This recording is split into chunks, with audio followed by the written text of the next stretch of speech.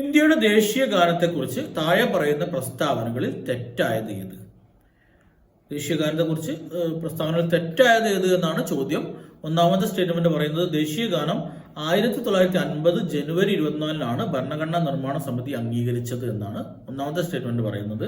Statement 2 പറയുന്നത് ദേശീയ ഗാനത്തിന്റെ ബംഗാളി വേർഷനാണ് ഔദ്യോഗികമായി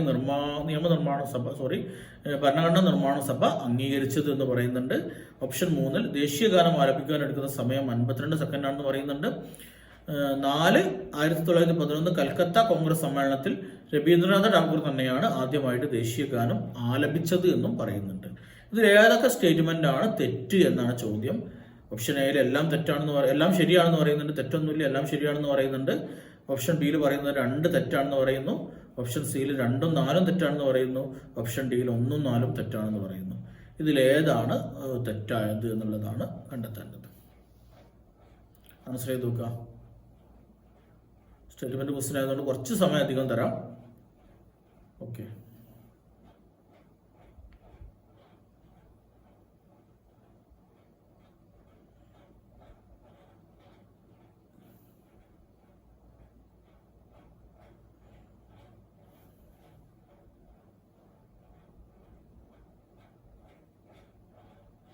ആൻസർ കിട്ടിയിട്ടുണ്ടാവുമെന്ന് വിചാരിക്കുന്നു. ആൻസർ കിട്ടാത്തവർ പോസ്റ്റ് ചെയ്തതിനു ശേഷം ആൻസർ ചെയ്യാൻ വേണ്ടി ശ്രമിക്കുക. അപ്പൊ ഇവിടെ 2ഉം 4ഉമാണ് തെറ്റ് അല്ലേ? സ്റ്റേറ്റ്മെന്റിൽ 2ഉം തെറ്റാണ്, 4ഉം തെറ്റാണ്. 4 എന്താ പറഞ്ഞത്? കൽക്കത്ത കോൺഗ്രസ് സമ്മേളനത്തിലാണ് ആലപിച്ചത് എന്നുള്ളത് കൃത്യമാണ്. പക്ഷെ ആരല്ല? രവീന്ദ്രനാഥ ടാഗോർ അല്ല ആദ്യമായിട്ട് ദേശീയ ഗാനം ആലപിക്കുന്നത്. നമ്മൾ കഴിഞ്ഞ ക്വസ്റ്റ്യനിൽ പറഞ്ഞിട്ടുണ്ടായിരുന്നു അല്ലെ? പിന്നെ രണ്ടാമത്തെ എന്താ പറയുന്നത്? ദേശീയ ഗാനത്തിന്റെ ബംഗാളി വേർഷനാണ് ഔദ്യോഗികമായി അംഗീകരിച്ചതെന്നാണ് പറയുന്നത്. അല്ല, ഹിന്ദി വേർഷനാണ്. ഇത് രചിച്ചത് ബംഗാളി ഭാഷയിലാണെങ്കിൽ കൂടി ഭരണഘടനാ നിർമ്മാണ സമിതി ഔദ്യോഗികമായിട്ട് അംഗീകരിക്കുന്നത് ഇതിന്റെ ഹിന്ദി വേർഷനാണ് അല്ലെ? പിന്നെ മറ്റേ 2 സ്റ്റേറ്റ്മെന്റും ശരിയാണ്. ദേശീയ ഗാനം 1950 ജനുവരി 24 ഭരണഘടനാ നിർമ്മാണ സമിതി അംഗീകരിച്ചത് എന്ന് പറയുന്നത് അത് കറക്റ്റ് ആണ്. അംഗീകരിച്ചത് ഹിന്ദി വേർഷനാണ്, എന്തല്ല ബംഗാളി വേർഷൻ അല്ല. ദേശീയ ഗാനം ആലപിക്കാൻ എടുക്കുന്ന സമയം 52 സെക്കൻഡാണ്, അതും കറക്റ്റ് ആയിട്ടുള്ള സ്റ്റേറ്റ്മെന്റ് ആണ്. ഓക്കെ, ഇന്ത്യയുടെ ദേശീയ ഗാനം ജനഗണമന രവീന്ദ്രനാഥ ടാഗോർ ബംഗാളി ഭാഷയിൽ വളരെ സംസ്കൃത രൂപത്തിലാണ് എഴുതിയത്. ബംഗാളി ഭാഷയിലാണ് എഴുതിയതെങ്കിലും ഒരു സംസ്കൃതൈസ്ഡ് ഫോം എന്നൊക്കെ പറയുന്നുണ്ട്. അതായത് ബംഗാളിയുടെ ഒരു സംസ്കൃതവൽക്കരിക്കപ്പെട്ട ഒരു രൂപത്തിലാണ് ഈ ഒരു കവിത, ഈ ഒരു ദേശീയ ഗാനം എഴുതിയിട്ടുള്ളത്. ഇന്ത്യൻ ഭരണഘടനാ അസംബ്ലി 1950 ജനുവരി 24 ജനഗണമനയുടെ ഹിന്ദി പതിപ്പ് ദേശീയ ഗാനമായിട്ട് അംഗീകരിച്ചു. അപ്പൊ ബംഗാളി സംസ്കൃതവൽക്കരിക്കപ്പെട്ട ബംഗാളി ഭാഷയിലാണ് രവീന്ദ്രനാഥ ടാഗോർ ഇത് രചിക്കുന്നത് എങ്കിലും ഇത് ഇന്ത്യ അംഗീകരിക്കുന്നത്, ഭരണഘടനാ നിർമ്മാണ സമിതി അംഗീകരിക്കുന്നത് ഇതിന്റെ ഹിന്ദി വേർഷനാണ്. അപ്പൊ ഈ ഹിന്ദി വേർഷൻ ആരാണ് ട്രാൻസ്ലേറ്റ് ചെയ്തത് എന്ന് കൂടി നമ്മൾ പഠിച്ചു വെക്കണം. മൂല കവിത ഹിന്ദിയിലേക്ക് വിവർത്തനം ചെയ്തത് ആരാണ്? ആബിദ് അലി എന്ന് പറയുന്ന വ്യക്തിയാണ്. അപ്പോൾ ഇന്ത്യയുടെ ദേശീയ ഗാനമായിട്ട് അംഗീകരിക്കുന്നത് രവീന്ദ്രനാഥ ടാഗോർ രചിച്ച ബംഗാളി ഭാഷയിൽ രചിച്ചിട്ടുള്ള ജനഗണമനയുടെ ഹിന്ദി വേർഷനാണ്. ഇത് ഹിന്ദിയിലേക്ക് ട്രാൻസ്ലേറ്റ് ചെയ്ത വ്യക്തിയാണ് ആബിദ് അലി എന്ന് പറയുന്നത്. ഭാരത ഭാഗ്യ വിധാത എന്നതായിരുന്നു ഗാനത്തിന്റെ ആദ്യകാല യഥാർത്ഥ പേര് എന്ന് പറയുന്നത്. അപ്പൊ ഈ ജനഗണമന രചിച്ച സമയത്ത് ഇതിന്റെ പേരെന്തായിരുന്നു? ഭാരത് ഭാഗ്യ വിധാത എന്നായിരുന്നു ഇതിന്റെ പേര്.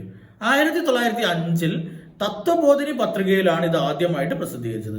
നമ്മൾ ആനന്ദമഠം എന്നതിലാണ് പിന്നെ വന്ദേമാതരം പ്രസിദ്ധീകരിച്ചതെന്ന് പറഞ്ഞിട്ടുണ്ടായിരുന്നു, നോവലായിരുന്നു. ഇത് എവിടെയാണ്? തത്വബോധിനി പത്രികയിലാണ് 1905 ആദ്യമായിട്ട് ജനഗണമന പ്രസിദ്ധീകരിക്കുന്നത്. 1911 ഡിസംബർ 27 കൊൽക്കത്തയിൽ നടന്ന ഇന്ത്യൻ നാഷണൽ കോൺഗ്രസ് സമ്മേളനത്തിലാണ് ഈ ഗാനം ആദ്യമായിട്ട് പൊതുവേദിയിൽ അവതരിപ്പിക്കുന്നത്. ആരാണ് ഇത് അവതരിപ്പിക്കുന്നത്? ആദ്യമായിട്ട് ഇത് ആലപിക്കുന്നത് ആരാണ്? സരളാദേവിയാണ് അല്ലെ? സരളാദേവിയാണ് ഇത് ആദ്യമായിട്ട് അവതരിപ്പിക്കുന്നത്. അപ്പോൾ ആദ്യമായിട്ട് ഈ ഗാനം ആലപിക്കുന്നത് 1911 കോൺഗ്രസ് സമ്മേളനത്തിൽ വെച്ചിട്ട് ഒരു പൊതുവേദിയിൽ ആദ്യമായിട്ട് സരളാദേവി ഈ ഒരു ഗാനം ആലപിക്കുന്നുണ്ട്. ഓക്കെ, ക്ലിയർ ആയിട്ടുണ്ടാവും എന്ന് വിചാരിക്കുന്നു. അപ്പം മാറിപ്പോയത് ആരല്ല? രവീന്ദ്രനാഥ ടാഗോർ അല്ല. വന്ദേമാതരം ആദ്യമായിട്ട് ആലപിക്കുന്നത് 1896 രവീന്ദ്രനാഥ ടാഗോറാണ്. അതായത് ബങ്കിം ചന്ദ്ര ചാറ്റർജി അല്ലെങ്കിൽ ബങ്കിം ചന്ദ്ര ചത്തോപാധ്യായ രചിച്ചിട്ടുള്ള വന്ദേമാതരം ആദ്യമായിട്ടൊരു പൊതുവേദിയിൽ ആലപിക്കുന്നത് രവീന്ദ്രനാഥ ടാഗോർ തന്നെയാണ്. എന്നാൽ രവീന്ദ്രനാഥ ടാഗോർ രചിച്ചിട്ടുള്ള ഈ പറയുന്ന ജനഗണമന ആദ്യമായിട്ട് ആലപിക്കുന്നത് 1911 കൊൽക്കത്ത സമ്മേളനത്തിൽ സരളാദേവിയാണ്. മാറിപ്പോരുത്, അങ്ങോട്ട് മാറിപ്പോരുത്. ഓക്കെ, 1950 ജനുവരി 24 ഭരണഘടനാ അസംബ്ലിയിൽ ഇന്ത്യൻ ദേശീയ ഗാനമായി ജനഗണമന ഔദ്യോഗികമായിട്ട് അംഗീകരിച്ചു. നേരത്തെ പറഞ്ഞ പോയിന്റ് തന്നെയാണ്. ബംഗ്ലാദേശിലെ ദേശീയ ഗാനമായ അമർ സോനാർ ബംഗ്ലയും ടാഗോറാണ് രചിച്ചിട്ടുള്ളത്. അതും ഇമ്പോർട്ടൻ്റ് ആയിട്ടുള്ള പോയിന്റാണ്. രചിച്ചത് ടാഗോർ ആയതുകൊണ്ട് തന്നെ എന്താണ് ബംഗ്ലാദേശിന്റെ ദേശീയ ഗാനമെന്നും അത് ആരാണ് രചിച്ചത് എന്നുമൊക്കെ ഉള്ളത് വളരെ ഇമ്പോർട്ടൻ്റ് ആയിട്ടുള്ള പോയിന്റാണ്. അമർ സോനാർ ബംഗ്ലയാണ് ബംഗ്ലാദേശിന്റെ ദേശീയ ഗാനം. അത് രചിച്ചിട്ടുള്ളത് ആരാണ്? രവീന്ദ്രനാഥ ടാഗോർ തന്നെയാണ്. ക്ലിയർ ആയിട്ടുണ്ടാവുമെന്ന് വിചാരിക്കുന്നു. നമുക്ക് അടുത്ത ക്വസ്റ്റ്യൻ നോക്കാം. Question number 5.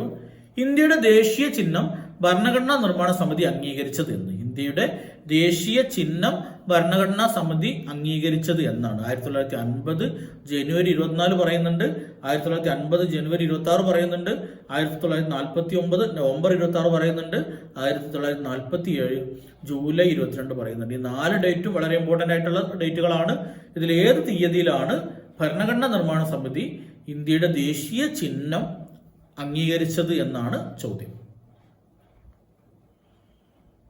ആൻസർ കിട്ടിയിട്ടുണ്ടാവും വിചാരിക്കുന്നു. കിട്ടാത്തവർ പോസ്റ്റ് ചെയ്തിട്ട് ആൻസർ ചെയ്യട്ടോ. അപ്പം ഇതിൽ ഓപ്ഷൻ ബി ആണ് ശരി ഉത്തരം. 1950 ജനുവരി 26 ഇന്ത്യയുടെ ദേശീയ ചിഹ്നം ഭരണഘടനാ നിർമ്മാണ സമിതി അംഗീകരിക്കുന്നത്. അപ്പൊ ബാക്കിയുള്ള ഡേറ്റിന്റെ പ്രത്യേകത എന്താണ്? 1950 ജനുവരി 24 എന്ത് ചെയ്യുന്നത്? ദേശീയ ഗാനവും ദേശീയ ഗീതവും ഒക്കെ അംഗീകരിക്കുന്നത്. 50 ജനുവരി 26 ദേശീയ മുദ്ര അംഗീകരിക്കുന്നത്.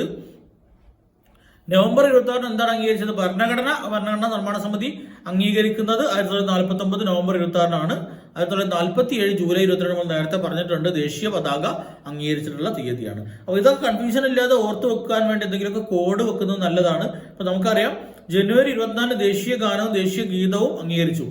ജനുവരി 26 റിപ്പബ്ലിക് ദിനം വരുന്നത്. അപ്പൊ നമുക്കറിയാം നമ്മൾ ഈ ദേശീയ പതാകയുടെ കാര്യം പറഞ്ഞിട്ടുണ്ടായിരുന്നു, ഒരു കോഡ് പറഞ്ഞിട്ടുണ്ടായിരുന്നു അല്ലെ. ഒരു മാസം മുമ്പ് സ്കൂളിലൊക്കെ പതാക പ്രിന്റ് ചെയ്ത് എത്തിക്കുന്നതിന് വേണ്ടി ഒരു മാസം മുമ്പ് തന്നെ ഇത് അംഗീകരിച്ചു എന്നുള്ളത് ഓർത്തു വെക്കാൻ വേണ്ടി പറഞ്ഞിട്ടുണ്ടായിരുന്നു.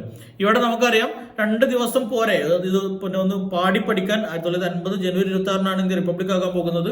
അന്ന് ദേശീയ ഗാനവും ദേശീയ ഗീതവും ഒക്കെ ആലപിക്കണമെങ്കിൽ എന്ത് ചെയ്യണം? ഇത് പാടി പഠിക്കണം അല്ലെ. അപ്പൊ ഒരു പാടി പഠിക്കാൻ 2 ദിവസത്തെ സമയം മതി എന്നുള്ളത് ഓർത്തു വെച്ചാൽ 24 അംഗീകരിച്ചു, 26 ഇത്. പിന്നെ ഈ ദേശീയ മുദ്ര എന്ന് പറയുമ്പോൾ നമുക്കറിയാം ഇത് പഠിക്കാനും ഇതാക്കാനൊന്നും ഇല്ല, ജസ്റ്റ് ഒന്ന് ഒരു സീല് പോലെ അടിക്കാനുള്ള സാധനമല്ലേ. അപ്പൊ ആ രീതിയിൽ ഓർത്തു വെച്ചാൽ അപ്പൊ അത് മുൻകൂട്ടി അംഗീകരിക്കേണ്ട ആവശ്യമൊന്നുമില്ല, അത് അന്ന് അംഗീകരിച്ചാൽ മതി എന്നുള്ള ഒരു രീതിയിൽ ഓർത്തു വെച്ച് കഴിഞ്ഞാൽ ജനുവരി 26 എന്ത് ചെയ്തു? ദേശീയ മുദ്ര അംഗീകരിച്ചു. ജനുവരി 24 ദേശീയ ഗാനവും ദേശീയ ഗീതവും അംഗീകരിച്ചു. 1947 ജൂലൈ 22 ദേശീയ പതാക അംഗീകരിച്ചു. ഈ ഡേറ്റുകളൊക്കെ ഈ രീതിയിൽ കണക്ഷൻ വെച്ചിട്ട് പഠിച്ചു കഴിഞ്ഞാൽ നിങ്ങൾക്ക് കൺഫ്യൂഷൻ ഇല്ലാതെ എക്സാമിന് എഴുതാൻ വേണ്ടി പറ്റും. ഓക്കെ. 1950 ജനുവരി 26 ചിഹ്നം അംഗീകരിച്ചത്. ലോക സമാധാനത്തിനും സൗഹാർദ്ദത്തിനും വേണ്ടിയുള്ള ഇന്ത്യയുടെ പ്രതിബദ്ധതയെ ഇത് പ്രതീകപ്പെടുത്തുന്നു. ഈ ഒരു ദേശീയ മുദ്ര എന്തിനെയാണ് പ്രതീകപ്പെടുത്തുന്നത് എന്നാണ് പറഞ്ഞത്? ലോക സമാധാനത്തിനും സൗഹാർദ്ദത്തിനും വേണ്ടിയുള്ള ഇന്ത്യയുടെ പ്രതിബദ്ധതയാണ് ഇത് പ്രതീകപ്പെടുത്തുന്നത് എന്ന് പറയുന്നുണ്ട്. ബുദ്ധൻ തന്റെ സമാധാനത്തിന്റെ സുവിശേഷം ആദ്യമായിട്ട് പ്രഖ്യാപിച്ച സ്ഥലത്തെ അടയാളപ്പെടുന്നതിനായി BC 3-ാം നൂറ്റാണ്ടിൽ അശോക ചക്രവർത്തിയാണ് ലയൺ ക്യാപിറ്റൽ സ്ഥാപിച്ചിട്ടുള്ളത്. അപ്പോൾ ലയൺ ക്യാപിറ്റൽ സ്ഥാപിച്ചിട്ടുള്ളത് ആരാണ്? അശോക ചക്രവർത്തിയാണ്. എന്തിനാണ് സ്ഥാപിച്ചിട്ടുള്ളത്? ബുദ്ധൻ സമാധാനത്തിന്റെ സുവിശേഷം ആദ്യമായിട്ട് പ്രഖ്യാപിച്ചു. നമുക്കറിയാം സാരാനാഥിലാണ് ഉള്ളത് ഈ ലയൺ ക്യാപിറ്റൽ ഉള്ളത് അല്ലെ. അപ്പൊ അവിടെ അതിന്റെ ഓർമ്മയ്ക്ക് വേണ്ടി BC 3-ാം നൂറ്റാണ്ടിൽ അശോക ചക്രവർത്തിയാണ് ലയൺ ക്യാപിറ്റൽ സ്ഥാപിച്ചത്. ഈ സാരാനാഥിലെ ലയൺ ക്യാപിറ്റലിൽ നിന്നാണ് എന്ത് ചെയ്തത്? നമ്മുടെ ദേശീയ മുദ്ര എടുത്തിട്ടുള്ളത്. സാരാനാഥിലെ ലയൺ ക്യാപിറ്റലിൽ നിന്നാണ് എന്തെടുത്തിട്ടുള്ളത്?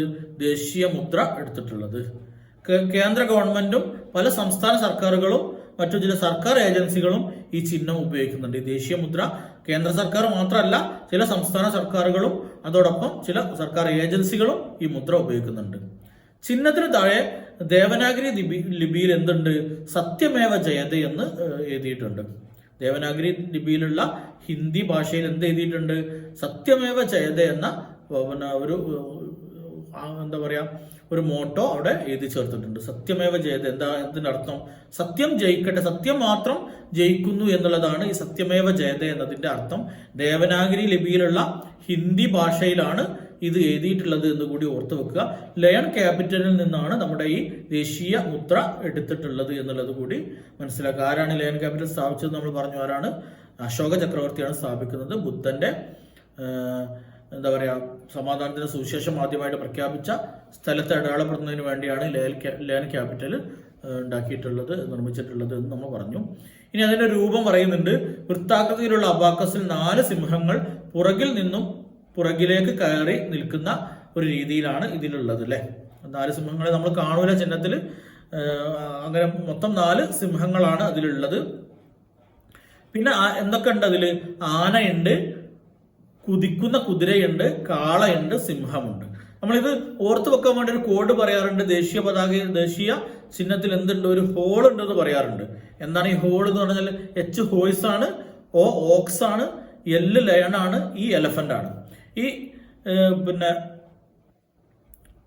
ബുള്ള് എന്നാണ് ഇവിടെ പറയുന്നത് കേട്ടോ. കാളക്ക് ഓക്സ് നല്ല ബുള്ള് എന്നാണ് പറയുന്നത്. ബുള്ളും ഓക്സും തമ്മിൽ ചെറിയ വ്യത്യാസങ്ങളൊക്കെ കാണുന്നുണ്ട്. അപ്പൊ ഈ പിന്നെ മനസ്സിലാക്കാൻ വേണ്ടി ഓർത്ത് വെക്കുക, ഹോള് എന്നാണ് അതിനെ പറയാം. ഹോൾ ഉണ്ട് എന്നാണ് പറയാം. ദേശീയ മുദ്രയിൽ ഒരു ഹോൾ ഉണ്ട് എന്ന് പറയാം. ഈ ഹോൾ എന്താണ്? ഹോയ്സ്, ഓക്സ്, ലയണ്, എലഫന്റ്, അങ്ങനെയാണ് ഹോള് വരുന്നത് കേട്ടോ. ഓക്കെ, ക്ലിയർ ആയിട്ടാണെന്ന് വിചാരിക്കുന്നത്. അത്രയും കോഡുകളൊക്കെ വെച്ചിട്ട് പഠിച്ചു വെച്ചാൽ കുറച്ചുകൂടി പഠനം എളുപ്പമായിട്ട് വരും. അപ്പൊ എന്തൊക്കെയാണ് ദേശീയ മുദ്രയിലുള്ളത്? ആനയുണ്ട്, കുതിക്കുന്ന കുതിരയുണ്ട്, കാളയുണ്ട്, സിംഹമുണ്ട്. ഷോർട്ടാക്കിയിട്ട് നമുക്ക് ഹോൾ ഉണ്ട് എന്ന് പറയാം. മണിയുടെ ആകൃതിയിലുള്ള താമരയിൽ അബാക്കസ് നിലകൊള്ളുന്നു. അത് ദേശീയ ചിഹ്നത്തിൽ ഒഴിവാക്കിയിരിക്കുന്നു. അതായത് നമ്മൾ ഈ സാരാനാഥിൽ എന്താണെന്നല്ലോ ഇത് എടുക്കുന്നത്. ഈ സാരാനാഥിൽ ഒരു മണിയുടെ ആകൃതിയിലുള്ള ഒരു താമരയുടെ മുകളിലാണ് ഇത് സ്ഥാപിച്ചിട്ടുള്ളത്. അപ്പൊ നമ്മൾ ദേശീയ മുദ്രയായിട്ട് എടുത്തപ്പോൾ താമര എടുത്തിട്ടില്ല, താമര അല്ലാത്ത ഭാഗങ്ങളെ എടുത്തിട്ടുള്ളൂ എന്നുള്ളത് കൂടി ഒന്ന് മനസ്സിലാക്കി വെക്കുക. ഇത്രയും കാര്യങ്ങളൊക്കെയാണ് നമ്മൾ ഇന്നത്തെ ക്ലാസ്സിൽ ഉൾപ്പെടുത്തിയിട്ടുള്ളത്. ദേശീയ ചിഹ്നങ്ങൾ അല്ലെങ്കിൽ ദേശീയ നാഷണൽ ഐക്കൺസ് കൃത്യമായിട്ട് സിലബസിൽ എടുത്ത് പറയുന്ന ഒരു ടോപ്പിക് ആയതുകൊണ്ട് തന്നെ വളരെ ഇമ്പോർട്ടൻ്റ് ആണ്. ഒരു പോയിന്റ് പോലും നമ്മൾ ഈ പറഞ്ഞതിൽ ഒഴിവാക്കാനില്ല. അത്ര ഇമ്പോർട്ടൻ്റ് ആയിട്ടുള്ള പോയിന്റുകൾ മാത്രം ഫിൽട്ടർ ചെയ്തിട്ടാണ് പറഞ്ഞിട്ടുള്ളത്. അപ്പൊ കൃത്യമായിട്ട് പഠിക്കുക, ഒരു ഇതുപോലും ഒഴിവാക്കാതെ നോട്ട് എഴുതിയിട്ട് തന്നെ പഠിക്കുക.